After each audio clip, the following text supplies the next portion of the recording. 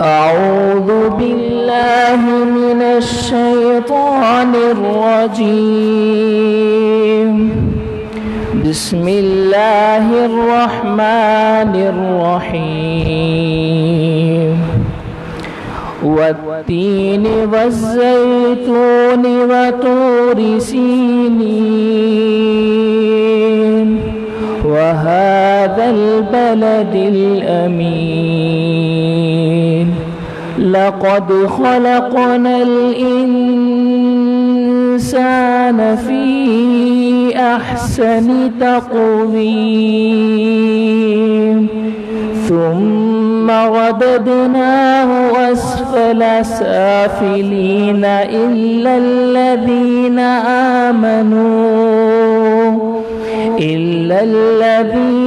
آمنوا وعملوا الصالحات فلهم أجر غير ممنون. فما يكذبك بعد بالدين؟ أليس الله بأحكم الحاكمين. صدق الله العظيم.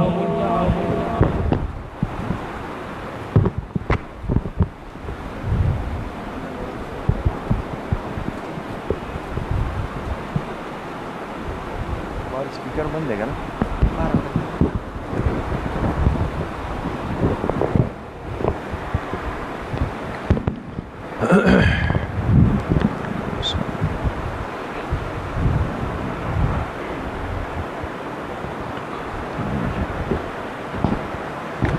बिस्मिल्लाहिर्रहमानिर्रहीम.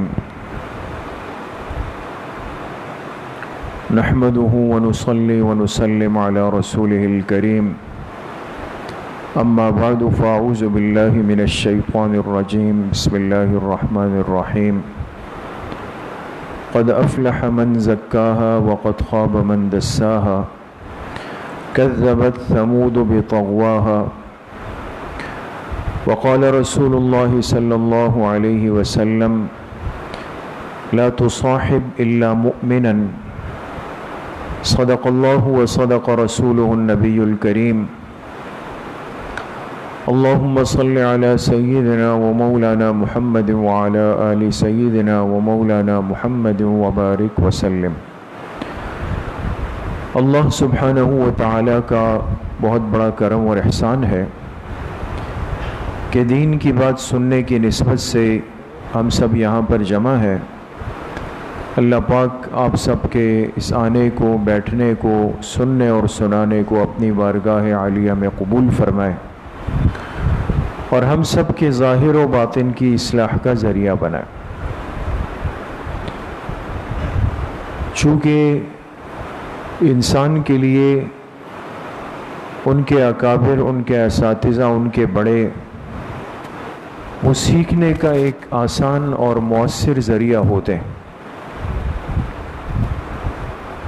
बहुत सारी बातें इस दुनिया में ऐसी है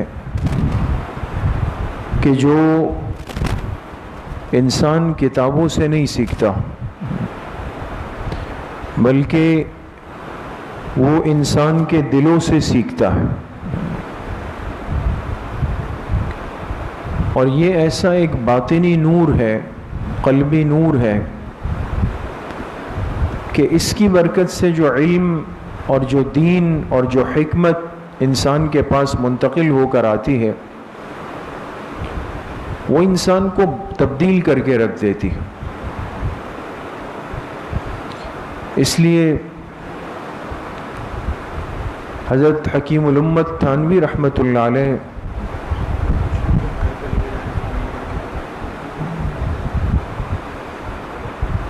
हज़रत थानवी रहमतुल्लाह अलैह के आखिरी खलीफा हज़रत शाह अबरारुल हक़ साहब रहमतुल्लाह अलैह, उनसे किसी ने पूछा कि हज़रत आपने कौन सी किताबें पढ़ी हैं कि जिसकी वजह से अल्लाह पाक ने आपको इतनी महबूबियत और कबूलियत दी है. कितनी किताबें पढ़ी, कौन सी किताबें पढ़ी आपने? आज भी एक तालिब इल्म की नज़र इस बात पर होती है कि भाई شاید یہ عالم جو اتنا اچھا بولتے ہیں، یہ استاذ جو اتنا اچھا بولتے ہیں، یا فلاں آدمی جو اتنی اچھی بات کر لیتے ہیں، شاید ان کی کتب بینی زیادہ ہے، کتابوں کا مطالعہ زیادہ ہے۔ تو حضرت نے فرمایا کہ میں نے کتب بینی تو اتنی نہیں کی، لیکن قطب بینی کی ہے۔ کتب بینی تو اتنی نہیں کی، لیکن قطب بینی کی ہے۔ کتب اور قطب میں فرق سمجھتے ہیں دوستو؟ ایک کاف کے ساتھ ہے کتب، جو کتاب کی جمع ہے، اور ایک قاف کے ساتھ ہے، قاف، طا اور با، قطب۔ قطب یہ اللہ والوں میں نسبت کا ایک مقام ہوتا ہے۔ جیسے ہم کسی شیخ سے بیعت ہو تو ہم کیا کہتے ہیں؟ بھئی میں فلاں شیخ کا مرید ہوں، یہ کہتے ہیں نا۔ تو مرید ہونا یہ تصوف کا پہلا درجہ ہوتا ہے، آغاز۔ اسی طریقے سے درجہ چلتے رہے ایک درجہ اس میں آتا ہے جس کو درجہ اقطاب کہتے ہیں۔ اقطاب وہ قطب کہلاتے ہیں، اور یہ ایک بہت بڑا درجہ ہوتا ہے۔ تو انہوں نے گویا کے الفاظ میں یہ بات سمجھا دی کہ میں نے کتابیں تو اتنی نہیں پڑھی ہے، کتب بینی تو اتنی نہیں کی، لیکن اللہ والوں کی صحبت بہت گزاری ہے، قطب بینی کی ہے، اللہ والوں کو دیکھا ہے، ان کی مجالست، ان کی معیت اور ان کی صحبت اختیار کی ہے، جس کی وجہ سے اللہ پاک نے میری زبان پر حکمت کی یہ باتیں جاری کر دی۔ تو آج بھی اگر ہم یہ چاہتے ہیں کہ اللہ ہم سے دین کا کام لے، اور اللہ ہمیں دین کی سمجھ دے، اور اللہ پاک ہمیں دین کے کسی شعبے کے لیے قبول کر لے، تو اس میں ہمیشہ یہ بات یاد رکھیں کہ اپنے اکابر کی زندگیوں سے جڑ جانا اور ان کی زندگیوں کو سن کر اس سے استفادہ کرنا اور ان کے مزاج جیسا مزاج اختیار کرنا، اس سے انسان بہت جلدی ترقی کرتا۔ آج تو ظاہر سی بات ہے کہ تیز رفتار دنیا ہے، ہر انسان چاہتا ہے کہ میں بہت جلدی پہنچ جاؤں، بہت جلدی چلا جاؤں۔ تو اس جلدی پہنچنے کے لیے ہم شارٹ کٹ راستہ اختیار کرتے ہیں، مادی چیزوں کو دیکھ کر، کہ بھئی پہلے جس کام کے لیے بٹن دبانا پڑتا تھا اور مین سوئچ کھولنا پڑتا تھا اور یہ کرنا پڑتا تھا، اب صرف جو ہے وہ ٹچ سکرین ہے اور اشارہ ہے اور سگنلز ہے اور وائی فائی ہے، اور سب چیزیں ایک بہت شارٹ ہوتی چلی جا رہی ہے، مختصر ہوتی چلی جا رہی۔ مادیت کی دنیا میں تو یہ سلسلہ ہے، لیکن یاد رکھیں کہ روحانیت کی دنیا میں یہ سلسلہ نہیں ہے۔ اس میں جو نور اور جو فیض منتقل ہوتا ہے، اس میں صحبت ضروری ہے اور اس میں معیت ضروری ہے۔ اس لیے ہم جن اکابر کی طرف اپنی نسبت کرتے ہیں اور جن بزرگوں کے تذکرے ہماری زندگی کا حصہ ہے اور جن کے حالات پڑھ کر ہمیں ہمت ملتی ہے، جن کی سوانحات کو، زندگیوں کو سن کر انسان کو حوصلہ ملتا ہے، کام کا جذبہ اندر پیدا ہوتا ہے، تو چند باتیں ان میں قدر مشترک ہے۔ میں وہ چند باتیں آپ حضرات سے بالکل اختصار کے ساتھ عرض کرنا چاہتا ہوں۔ پہلے بھی ایک مجلس میں عرض ہوئی ہے اور آج بھی بالکل اختصاراً عرض کرنا چاہتا ہوں، چونکہ وہ باتیں ایسی ہیں کہ جو ہر مسلمان کے لیے بہت مفید ہے۔ ہمارے اکابر یعنی اکابر علماء دیوبند، جن کا فیض اللہ پاک نے پوری دنیا میں عام فرمایا اور جن سے اللہ پاک نے دین کے ہر شعبے کو زندہ کیا اور جن کی محنتیں دین کے لیے ہر جگہ پر استعمال ہوئی، ان اکابر کو یہ خصوصیت، یہ کمال، یہ قبولیت کیسے ملی؟ اس کی وجہ کیا ہے دوست؟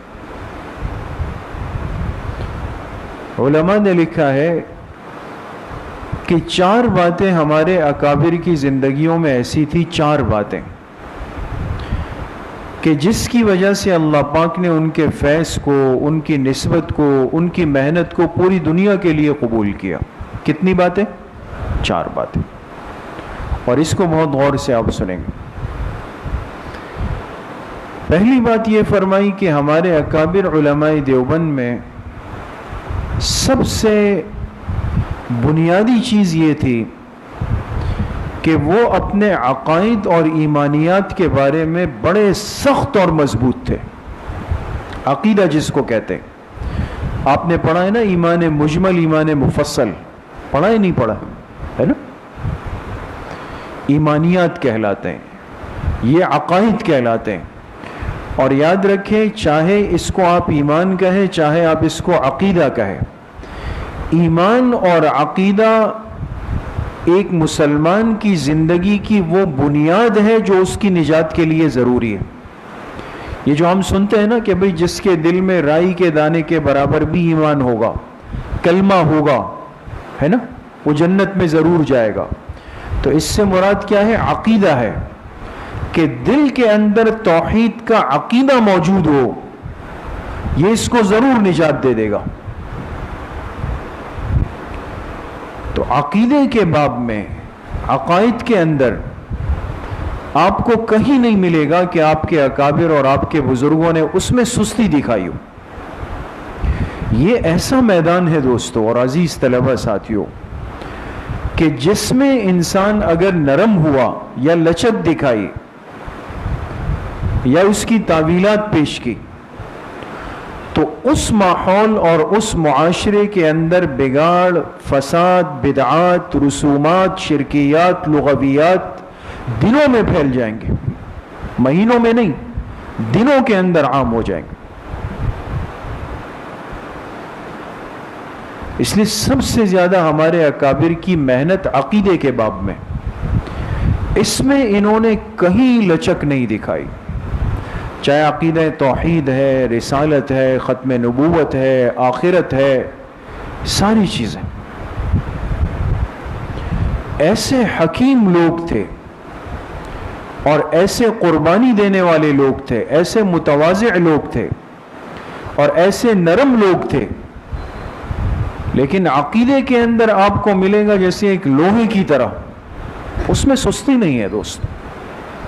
اس لیے یہ بات ایک نصیحت اور وصیت کے طور پہ یاد رکھیں، کبھی بھی عقائد کے اندر ڈھیلے مت بنے۔ عقیدہ ایسی چیز نہیں کہ اس کو جا کے کہیں بھی پھینک دیا جائے، مضبوط۔ آپ کے پاس آپ کے عقائد 100% مضبوط ہونے چاہیے، آپ کو اپنے عقائد کا علم ہونا چاہیے۔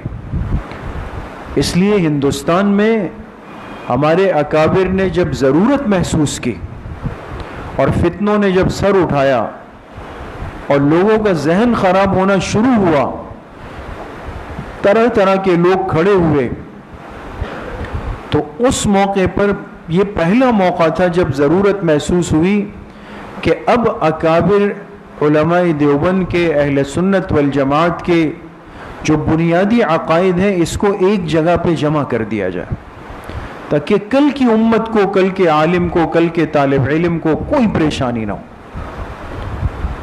اس وقت جو کتاب لکھی گئی المہند علی المفند، جس کا اردو میں نام عقائد علماء دیوبند ہے، بات سمجھ گئے؟ اور اب جیسے درس نظامی کے نصاب میں بھی شامل کر دی گئی ہے، وہ جمع کر دی گئی۔ اور اس زمانے کے تمام اکابر نے، جتنے اکابر تھے، ان سب حضرات نے اس پہ متفقہ طور پہ دستخط کیے، تاکہ کل کوئی پریشانی امت کے سامنے نہ آئے۔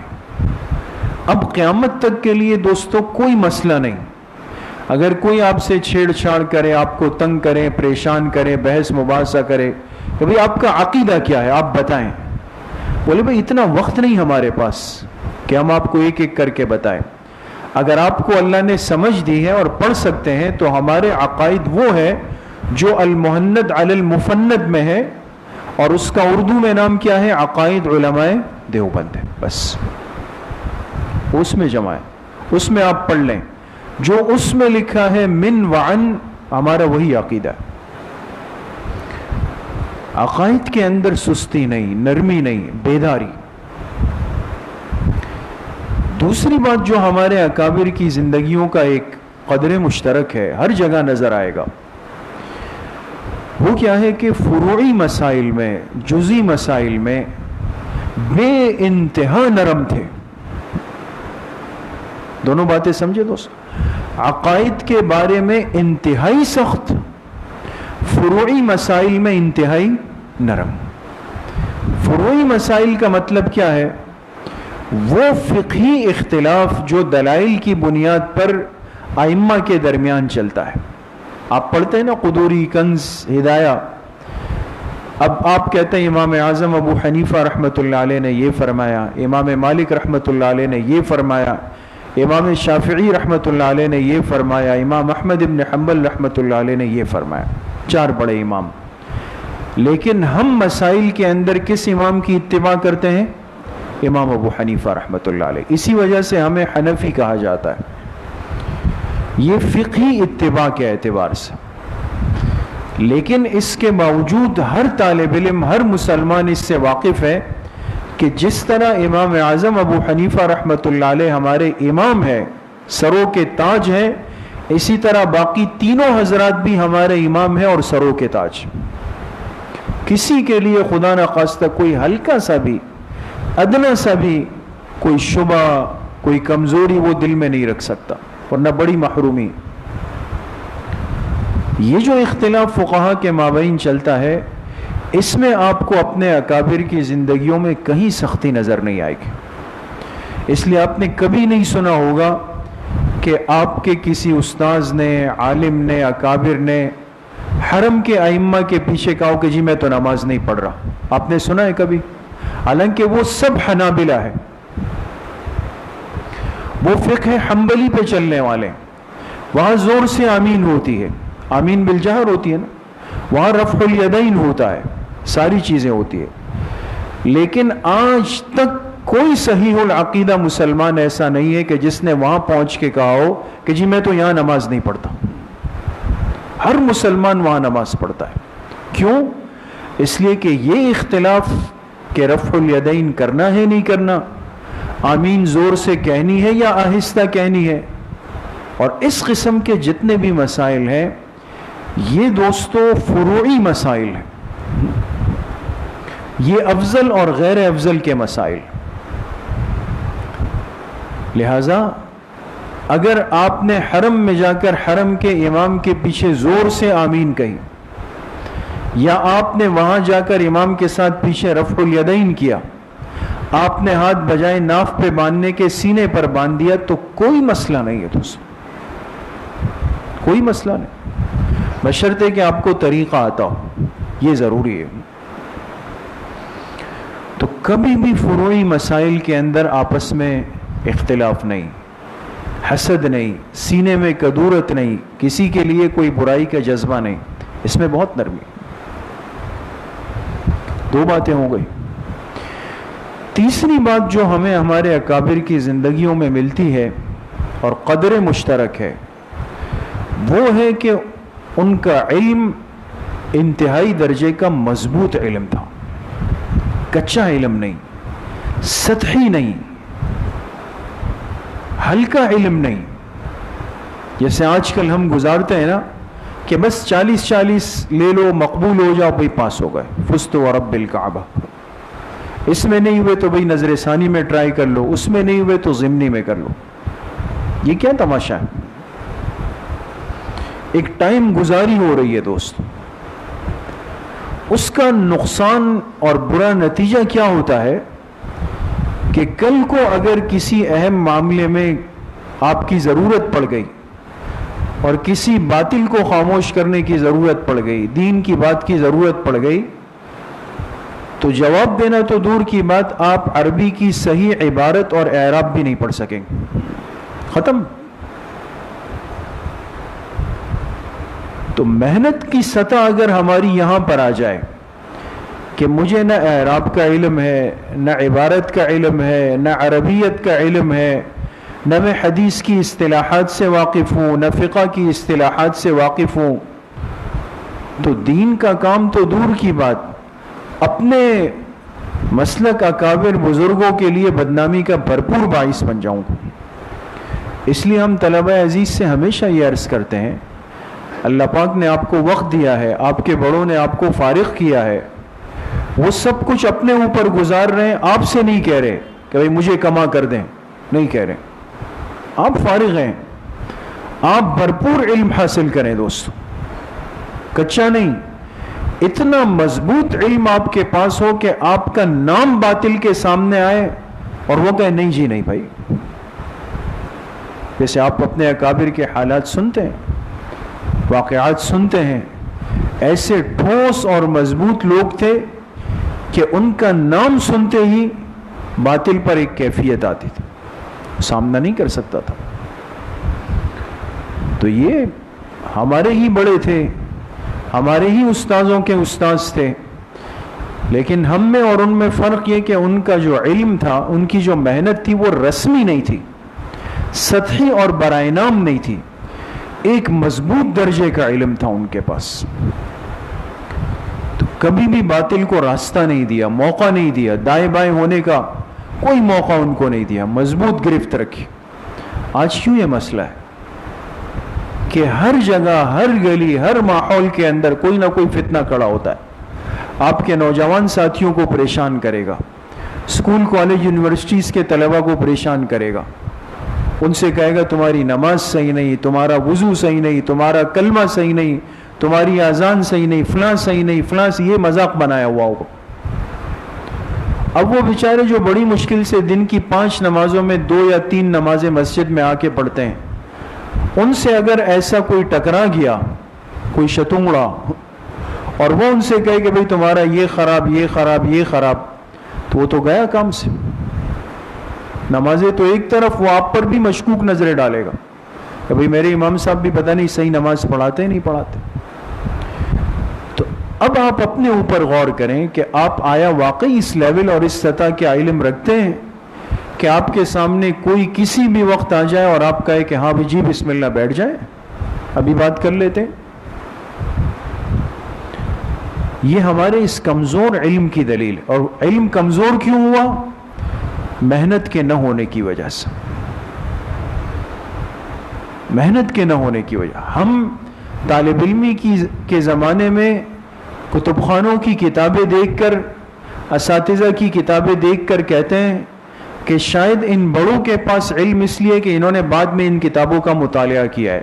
میں بھی جب عالم بن جاؤں گا نا تو یہ کتابیں، یہ خطبات لے لوں گا اور پھر خطیب اعظم بن جاؤں گا، اور پھر عالم کبیر بن جاؤں گا، اور پھر مناظر اسلام بن جاؤں. کچھ بھی نہیں ہو سکتا. یہ سب وہی بن سکتا ہے جو طالب علمی میں یہ سب کچھ بن چکا ہو. بعد میں کیسے بنے گا؟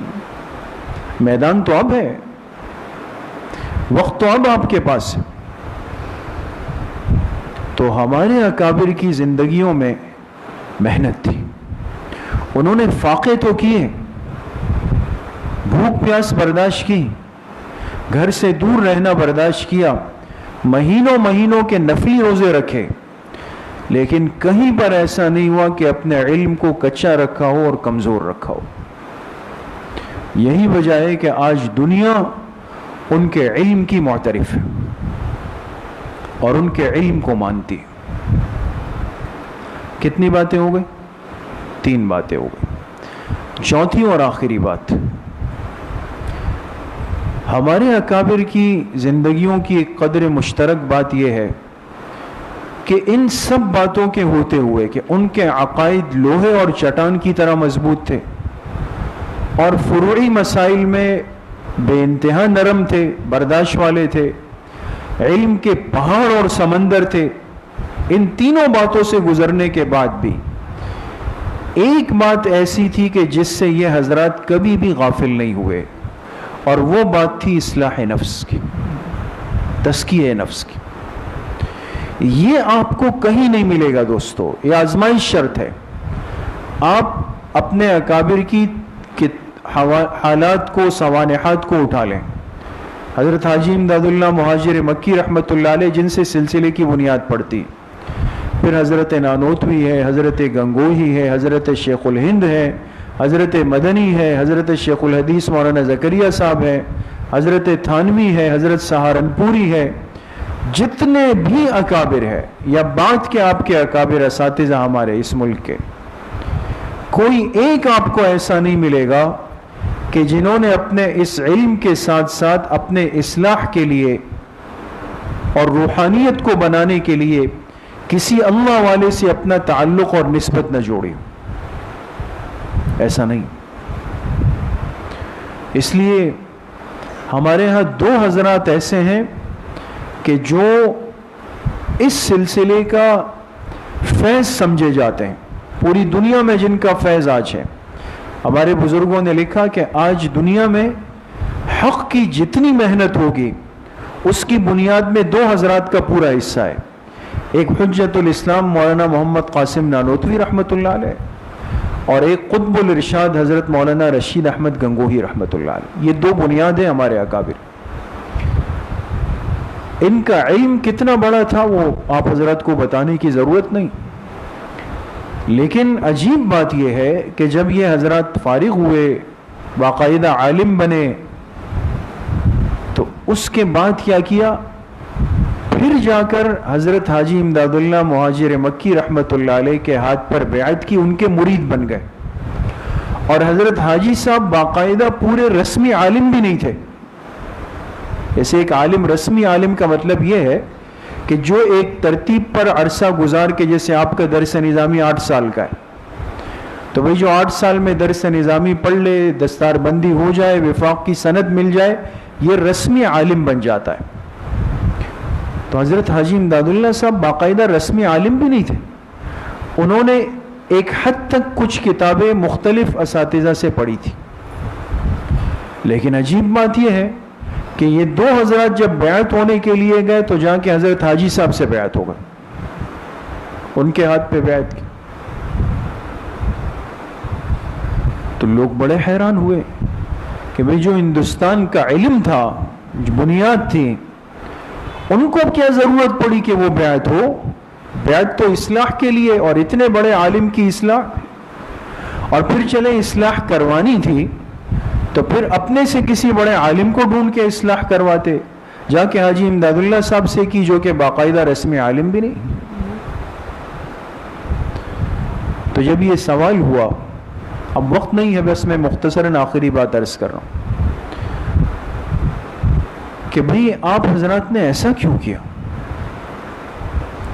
اگر بیعت ہونا تھا تو پھر کسی اور بڑے عالم کو دیکھتے آپ لوگ. حاجی امداد اللہ صاحب سے بیعت کیوں ہو گئے؟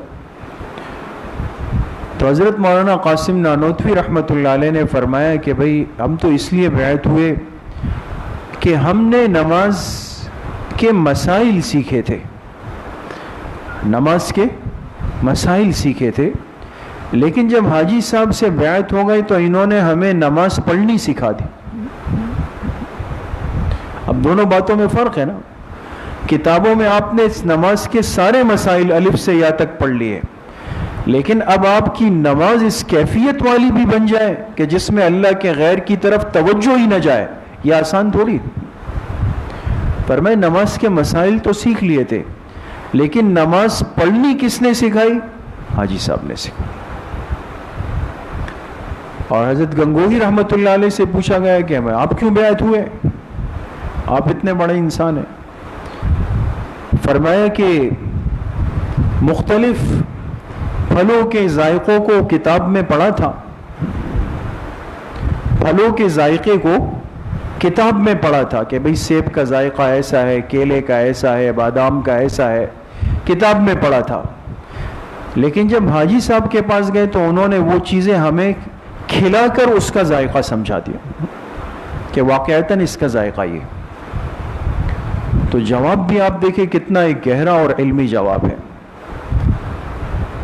تو یہ 4 باتیں دوستوں آپ حضرات سے عرض کی ہے اور ہم سب چونکہ اپنے اکابر کی ترتیب پر چل کر ان جیسا بننے کے محتاج ہیں، تو آپ طلبہ عزیز سے اور تمام ساتھیوں سے درخواست ہے کہ ہمارے یہ اکابر وہ حضرات تھے کہ جن کا فیض آج پوری دنیا میں ہے، یہ ان کی قبولیت کی بھی دلیل ہے، محبوبیت کی بھی دلیل ہے۔ تو کوشش کریں گے انشاءاللہ، اللہ کریم مجھے بھی آپ سب کو صحیح عمل کی توفیق نصیب فرمائے۔ وآخر دعوانا ان الحمدللہ رب العالمین۔ انشاءاللہ کچھ دیر کے لیے ختمات شریفہ پڑھیں گے۔ بسم اللہ الرحمن الرحیم، الحمد للہ الذی لم يتخذ ولدا ولم يكن له شریک فی الملک ولم يكن له ولی من الذل وکبرہ تکبیرا۔ تمام ساتھی ایک مرتبہ درود شریف پڑھ لیں۔ اللہم صل علی محمد وعلی آل محمد کما صلیت علی اللہم بارک علی محمد وعلی آل ایک مرتبہ سورہ فاتحہ پڑھ لیں۔ بسم اللہ الرحمن الرحیم، الحمدللہ رب العالمین الرحمن الرحیم غیر المغضوب علیہم ولا الضالین۔ ایک مرتبہ درود شریف پڑھ لیں۔ اللہم صل علی محمد وعلی آل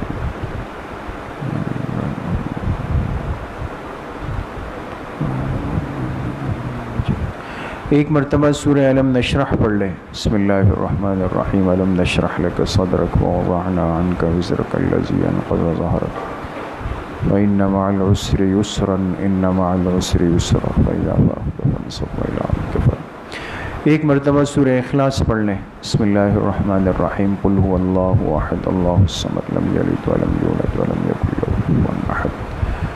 ایک مرتبہ سورہ فاتحہ پڑھ لیں۔ بسم اللہ الرحمن الرحیم، الحمدللہ رب العالمین الرحمن الرحیم غیر المغضوب علیہم ولا الضالین۔ ایک مرتبہ درود شریف پڑھ لیں۔ اللہم صل علی محمد وعلی آل محمد کما صلیت علی ابراہیم۔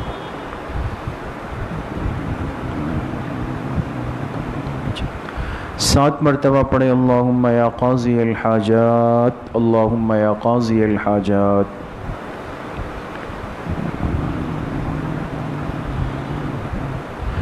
7 مرتبہ پڑھیں۔ اللہم یا کافی المہمات، اللہم یا کافی المہمات۔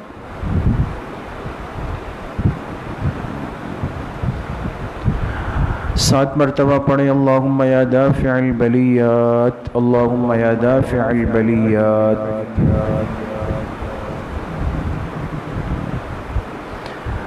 7 مرتبہ پڑھیں۔ اللہم یا شافی الامراض، اللہم یا شافی الامراض۔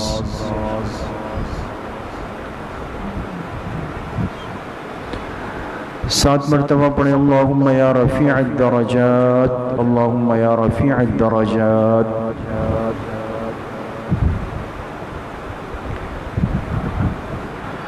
7 مرتبہ پڑھیں۔ اللہم یا مجیب الدعوات، اللہم یا مجیب الدعوات۔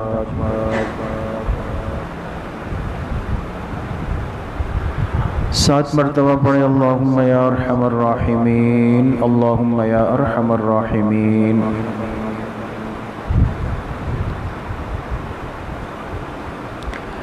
1 مرتبہ درود شریف پڑھ لیں۔ اللہم صل علی محمد وعلی آل محمد کما صلیت وعلی آل محمد۔ 3 مرتبہ پڑھیں۔ حسبنا اللہ ونعم الوکیل، حسبنا اللہ ونعم الوکیل۔ 1 مرتبہ درود شریف پڑھ لیں۔ اللہم صل علی محمد وعلی آل محمد کما صلیت علی۔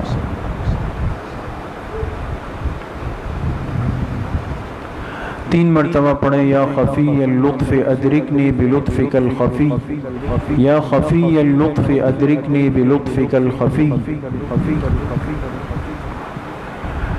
1 مرتبہ درود شریف پڑھ لیں۔ اللہم صل علی محمد وعلی آل۔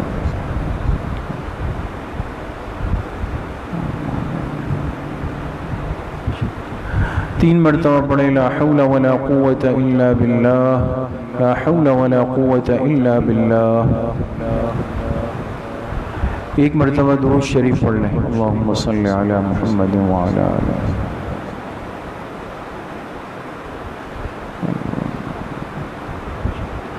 3 مرتبہ پڑھیں ذالک فضل اللہ یؤتیہ من یشاء واللہ ذو فضل علی المؤمنین، ذالک فضل اللہ یؤتیہ من یشاء واللہ ذو فضل علی المؤمنین۔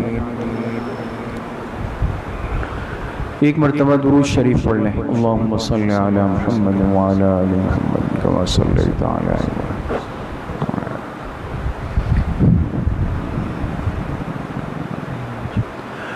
3 مرتبہ پڑھیں یا لطیفا بخلقہ یا علیما بخلقہ یا خبیرا بخلقہ، الطف بنا یا لطیف یا علیم یا خبیر، یا لطیفا بخلقہ یا علیما بخلقہ یا خبیرا بخلقہ، الطف بنا یا لطیف یا علیم یا خبیر۔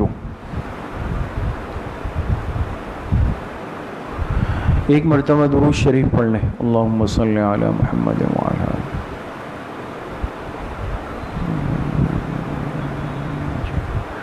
3 مرتبہ پڑھیں انا للہ و انا الیہ راجعون، انا للہ و انا الیہ راجعون۔ ایک مرتبہ درود شریف پڑھ لیں، اللہم صلی علی محمد وعلی آل محمد کما صلیت علی ابراہیم۔ 3 مرتبہ پڑھیں اللہ ولی الذین آمنوا، اللہ ولی الذین آمنوا۔ ایک مرتبہ درود شریف پڑھ لیں، اللہم صلی علی محمد وعلی آل محمد کما صلیت علی۔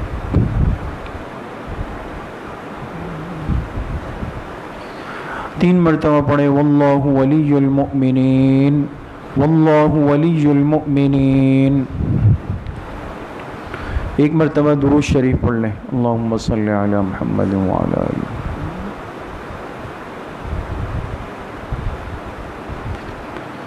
3 مرتبہ پڑھیں رب اغفر وارحم وانت خیر الراحمین، رب اغفر وارحم وانت خیر الراحمین۔ ایک مرتبہ درود شریف پڑھ لیں، اللہم صلی علی محمد وعلی آل محمد کما صلیت علی ابراہیم۔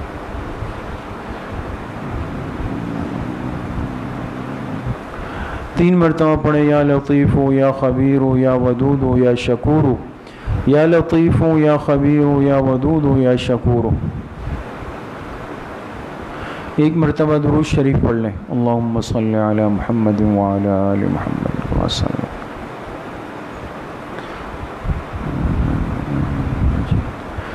3 مرتبہ پڑھیں واعف عنا واغفر لنا وارحمنا انت مولانا فانصرنا علی القوم الکافرین، واعف عنا واغفر لنا وارحمنا انت مولانا فانصرنا علی القوم الکافرین۔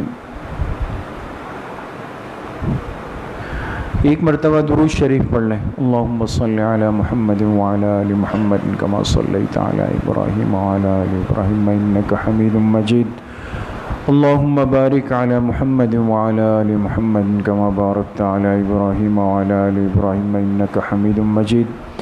یہ جتنے ختمات شریفہ پڑھے گئے اس کا ایصال ثواب جناب رسول اللہ صلی اللہ علیہ وسلم کو آپ کی قبر مبارک میں اور آپ کے واسطے اور وسیلے سے پوری امت مسلمہ کو بالخصوص صحابہ اکرام، خلفائے راشدین، تابعین، تبع تابعین، اس امت کے مفسرین، محدثین، مجتہدین، فقہاء، ائمہ اربعہ، سلاسل اربعہ، سلسلہ نقشبندیہ، قادریہ، چشتیہ، سہروردیہ کے اپنے تمام مشائخ کو، تمام بزرگوں کو، اپنے تمام اساتذہ اکرام، والدین، دوست، احباب، اعزاء، اقارب، رشتہ دار، جن جن کے ہم پر حقوق اور احسانات ہیں، بالخصوص اپنے حضرت والد صاحب رحمۃ اللہ علیہ کو اس کا ایصال ثواب کرتے ہیں۔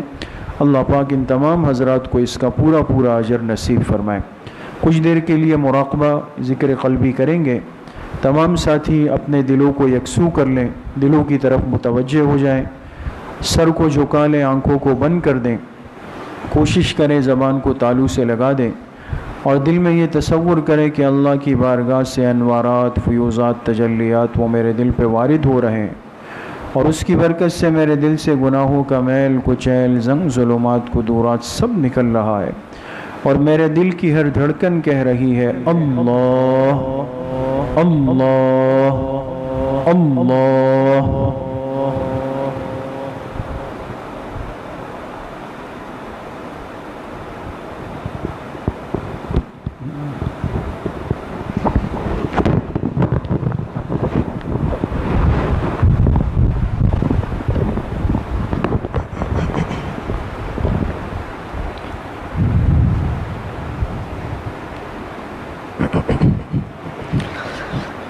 ہر ایک مقصد میں اللہ کو پکارا تھا، پکاریں گے اسی کے سامنے سر کو جھکایا تھا، جھکائیں گے۔ ہر ایک مقصد میں اللہ کو پکارا تھا، پکاریں گے اسی کے سامنے سر کو جھکایا تھا، جھکائیں گے۔ وہی حاضر وہی ناظر وہی قادر وہی ناصر، وہی حاضر وہی ناظر وہی قادر وہی ناصر، وہی محبوب ہے اس کو منایا تھا، منائیں گے۔ وہی محبوب ہے اس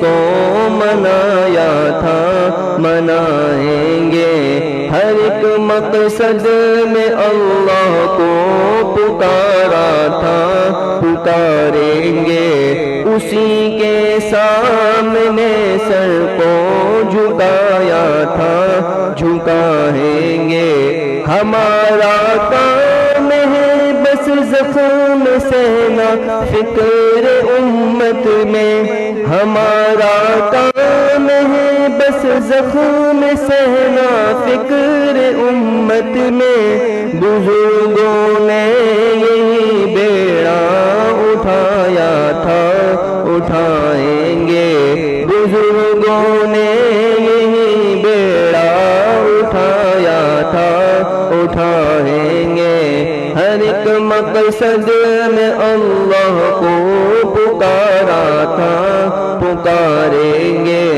اسی کے سامنے سر کو جھکایا تھا، جھکائیں گے۔ ہمارے دل میں پیغمبر کی سنت سے محبت ہے، ہمارے دل میں پیغمبر کی سنت سے محبت ہے۔ مشائخ نے اسی پر خون بہایا تھا، بہائیں گے۔ مشائخ نے اسی پر خون بہایا تھا، بہائیں گے۔ ہر ایک مقصد میں اللہ کو پکارا تھا، پکاریں گے اسی کے سامنے سر کو جھکایا تھا، جھکائیں گے اسی کے سامنے سر کو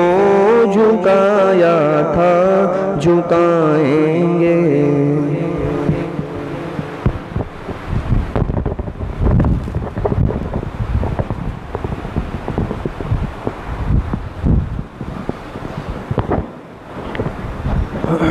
لا الہ الا اللہ محمد الرسول اللہ۔ الحمد للہ رب العالمین والصلاة والسلام علی سید الانبیاء والمرسلین سیدنا و مولانا محمد وآلہ واصحابہ اجمعین۔ یا اللہ یا ارحم الراحمین، ہمارے صغیرہ کبیرہ ظاہراً باطناً ہر طرح کے گناہوں کو معاف فرما دے۔ یا اللہ یہ کچھ دیر کے لیے مل جل کر بیٹھنا، دین کی بات سننا، آپ کے مبارک ذکر سے اپنے دل کو زبان کو معطر کرنا اپنی بارگاہ میں انتہائی درجے میں قبول فرما دے۔ جتنے ساتھی، جتنے طلباء، جتنے احباب محبت سے تشریف لائے ہیں اور لاتے ہیں، یا اللہ سب کو اپنی بارگاہ میں اخلاص کے ساتھ قبول فرما دے۔ ساری زندگی یا اللہ نیک اعمال سے جڑ کر، ذکر سے جڑ کر، سنتوں کی اتباع سے جڑ کر اپنی زندگی گزارنے کی توفیق نصیب فرما دے۔ تمام طلباء عزیز کو یا اللہ علم نافع کی دولت سے مالا مال فرما دے، علم بعمل کی توفیق یا اللہ ہم سب کو نصیب فرما دے۔ دین کے تمام شعبوں میں خدمت کے لیے، محنت کے لیے پوری دنیا میں یا اللہ ہم سب کو، ہمارے ان تمام طلباء کو انتہائی درجے میں قبول فرما دے۔ ہم سب کا خاتمہ بالایمان و بالخیر نصیب فرما دے۔ ہماری دعاؤں کو اپنے فضل و کرم سے، فضل و رحمت سے اپنی بارگاہ میں قبول و منظور فرما دے۔ وصلی اللہ وسلم علی نبینا محمد وآلہ وصحبہ اجمعین برحمتک۔